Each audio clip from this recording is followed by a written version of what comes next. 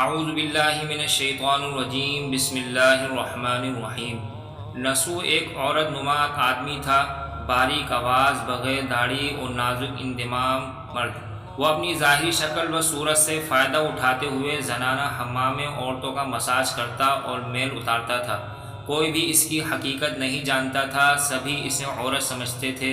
یہ طریقہ اس کے لیے ذریعہ معاش بھی تھا اور عورتوں کے جسم سے لذت بھی لیتا تھا۔ کئی بار ضمیر کے ملامت کرنے پر اس نے اس کام سے توبہ بھی کر لی، لیکن ہمیشہ توبہ توڑتا رہا۔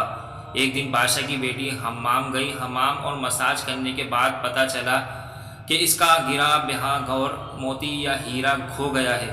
بادشاہ کی بیٹی نے حکم دیا کہ سب کی تلاشی لی جائے۔ سب کی تلاشی لی گئی، ہیرا نہیں ملا۔ نسو رسوائی کے ڈر سے ایک جگہ چھپ گیا۔ جب اس نے دیکھا کہ شہزادی کی کنیزیں اسے ڈھونڈ رہی ہیں تو سچے دل سے خدا کو پکارا اور خدا کی بارگاہ میں دل سے توبہ کی اور وعدہ کیا کہ آئندہ کبھی بھی یہ کام نہیں کروں گا، میری راز رکھ لے مولا۔ دعا مانگ ہی رہا تھا کہ اچانک باہر سے آواز سنائی دی کہ نسو کو چھوڑ دو، ہیرا مل گیا ہے۔ نسو نم آنکھوں سے شہزادی سے رخصت لے کر گھر آ گیا۔ نسو نے قدرت کا کرشمہ دیکھ لیا تھا اور ہمیشہ کے لیے اس کام سے توبہ کر لی۔ کئی دنوں سے حمام نہ جانے پر ایک دن شہزادی نے بلاوا بھیجا، حمام آ کر میرا مساج کرے، لیکن نسو نے بہانہ بنایا کہ میرے ہاتھوں میں درد ہے، میں مساج نہیں کر سکتا ہوں۔ نسو نے دیکھا کہ اس شہر میں رہنا اس کے لیے مناسب نہیں ہے، سبھی عورتیں اس کو چاہتی ہیں اور اس کے ہاتھ سے مساج لینا پسند کرتی ہیں۔ جتنا بھی غلط طریقے سے مال کمایا تھا سب غریبوں میں بانٹ دیا اور شہر سے نکل کر کئی میل دور ایک پہاڑی پر ڈیرا ڈال کر اللہ کی عبادت میں مشغول ہو گیا۔ ایک دن اس کی نظر ایک بھینس پر پڑی جو اس کے قریب گھاس چر رہی تھی۔ اس نے سوچا کہ یہ کسی چرواہے سے بھاگ کر آ گئی ہے، جب تک اس کا مالک نہ آ جائے تب تک میں اس کی دیکھ بھال کر لیتا ہوں، لہٰذا اس کی دیکھ بھال کرنے لگا۔ کچھ دن بعد ایک تجارتی قافلہ راستہ بھول کر ادھر آ گیا جو سارے پیاس کی شدت سے نڈھال تھے۔ انہوں نے نسو سے پانی مانگا، نسو نے سب کو بھینس کا دودھ پلایا اور سب کو سیراب کر دیا۔ قافلے والوں نے نسو سے شہر جانے کا راستہ پوچھا، نسو نے ان کو آسان اور نزدیکی راستہ دکھایا۔ نسو کے اخلاق سے متاثر ہو کر تاجروں نے جاتے ہوئے اسے بہت سارا مال بطور تحفہ دیا۔ نسو نے ان پیسوں سے وہاں کنواں کھدوایا۔ آہستہ آہستہ لوگ بسنے لگے اور عمارتیں بننے لگیں۔ وہاں کے لوگ نسو کو بڑی عزت اور احترام کی نگاہ سے دیکھتے تھے۔ رفتہ رفتہ نسو کی نیکی کے چرچے بادشاہ تک جا پہنچے۔ بادشاہ کے دل میں نسو سے ملنے کا اشتیاق پیدا ہوا۔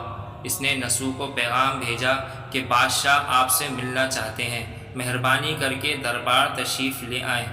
جب نسو کو بادشاہ کا پیغام ملا اس نے ملنے سے انکار کر دیا اور معذرت چاہی کہ مجھے بہت سارے کام ہیں، میں نہیں آ سکتا۔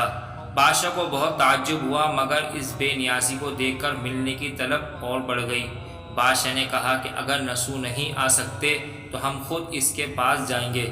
جب بادشاہ نسو کے علاقے میں داخل ہوا خدا کی طرف سے ملک الموت کو حکم ہوا کہ بادشاہ کی روح قبض کر لے۔ چونکہ بادشاہ بطور عقیدت مند نسو کو ملنے آ رہا تھا اور رعایا بھی نسو کی خوبیوں کی گرویدہ تھی، اس لیے نسو کو بادشاہ کے تخت پر بٹھا دیا گیا۔ نسو نے اپنے ملک میں عدل اور انصاف کا نظام قائم کیا۔ وہی شہزادی جسے عورت کا بھیس بدل کر ہاتھ لگاتے ہوئے بھی ڈرتا تھا، اس شہزادی نے نسو سے شادی کر لی۔ ایک دن نسو دربار میں بیٹھا لوگوں کی داد رسی کر رہا تھا کہ ایک شخص وارد ہوا اور کہنے لگے کہ کچھ سال پہلے میری بھینس گم ہو گئی تھی، بہت ڈھونڈا مگر نہیں ملی، برائے مہربانی میری مدد فرمائیں۔ نسو نے کہا تمہاری بھینس میرے پاس ہے، آج جو کچھ میرے پاس ہے وہ تمہاری بھینس کی وجہ سے ہے۔ نسو نے حکم دیا کہ اس کے سارے مال اور دولت کا آدھا حصہ بھینس کے مالک کو دیا جائے۔